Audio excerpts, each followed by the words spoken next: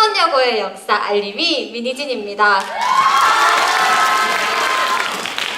지금부터 우리는 타임머신을 타고 조선시대로 떠나보겠습니다.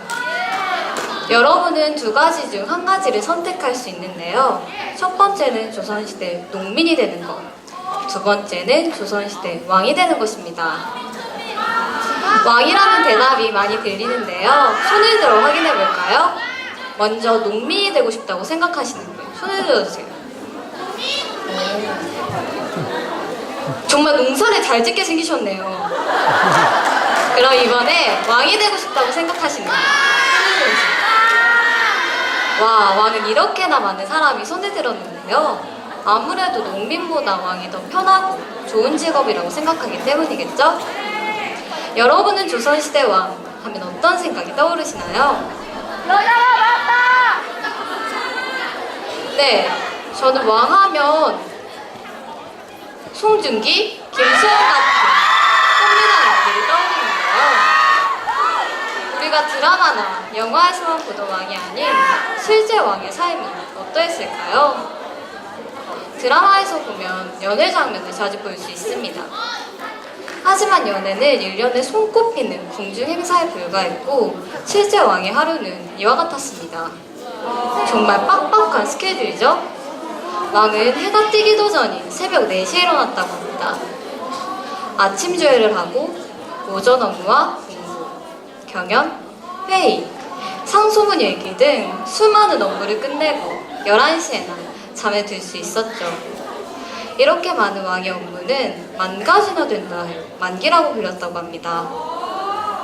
그런데 여러분, 왕의 시간표를 보면서 궁금한 점이 있지 않았나요? 저는 한 가지 의문점이 생겼습니다. 아무리 왕이라고 해도 평범한 사람에 불과한데 어떻게 만가지나 되는 일을 해결할 수 있었을까요? 그 비밀은 바로 공부였습니다. 뭐야, 평범하잖아 라고 생각할 수 있지만 우리가 하는 공부와는 차원이 달랐죠. 서너 살쯤 시작되는 원자 교육은 원자가 세자로 책봉되는 9살 전후 본격적으로 시작되었습니다. 원자는 아침 공부, 조강, 낮 공부, 주강, 저녁 공부, 석강, 특강 및 보강, 야간 보충학습 등 하루에 무려 15시간 동안 공부를 했다고 합니다. 현재 고등학생이 누리부보다 훨씬 많은 공부 시간이죠. 뿐만 아니라 전날 배운 것을 암송하는 수시평가, 5일에 한 번씩 치르는 정기시험과 월 2회 여러 스승 앞에서 진행된 시험을 치러야 했습니다. 책을 통째로 외워야 하는 범위 없는 시험들이었죠.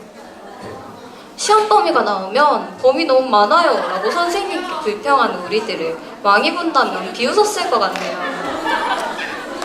하지만 이 공부보다 왕을 더 힘들게 하는 것은 바로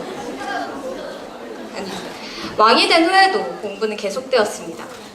조강, 주강, 석강, 그리고 하루 3번 진행된 학문과 정치를 토론하는 경연까지. 조선의 왕은 좋은 정치를 위해 끊임없이 공부하고 또 공부했죠. 이 말을 들으니 왕, 하라고 해도 절대 못할 것 같지 않나요? 하지만 이 공부보다 왕을 더 힘들게 하는 것은 바로 충성스러운 신하들이었습니다.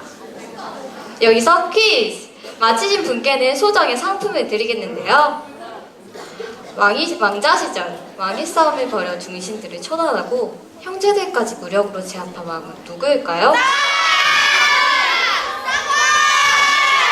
네, 바로 태종인데요. 진짜 퀴즈는 지금부터입니다. 천하부적 태종이 유일하게 무서워하던 존재는 무엇이었을까요?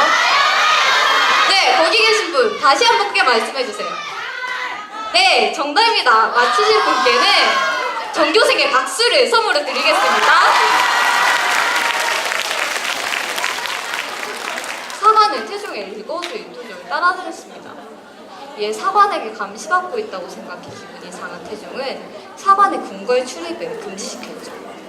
하지만 사관은 이에 굴하지 않고 절차도 없이 숨어들어 얼굴을 가리고 비해가고 심지어 병풍 뒤에서 숨어듣기까지 했다고 합니다. 정말 투철한 직업정신이죠?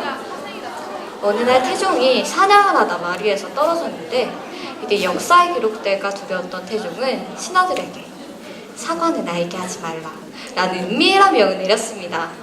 하지만 나무 뒤에서 이를 엿들은 사관은 왕께서 사관이 알게 하지 말라 하셨다 라고 기록했다고 합니다.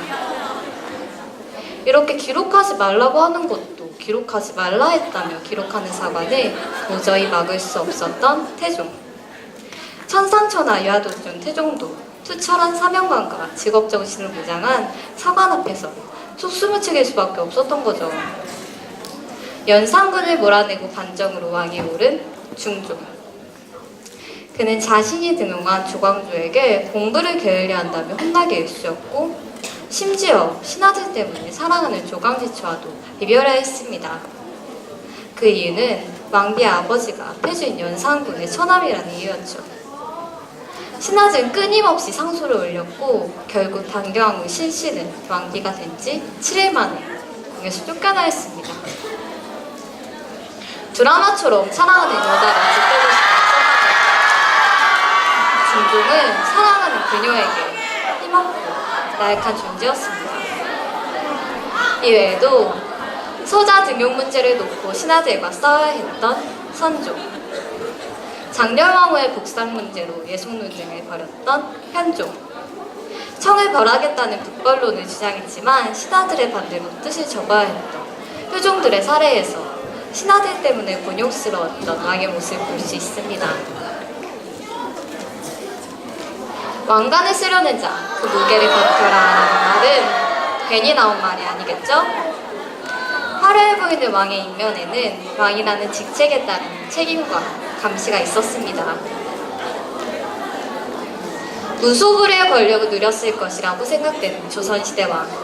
어쩌면 그들은 자유롭게 생각하고 자유롭게 행동하고 자유롭게 살아날 수 있는 평범한 평민의 삶을 원하진 않았을까요? 이상 큐레이터의 부분을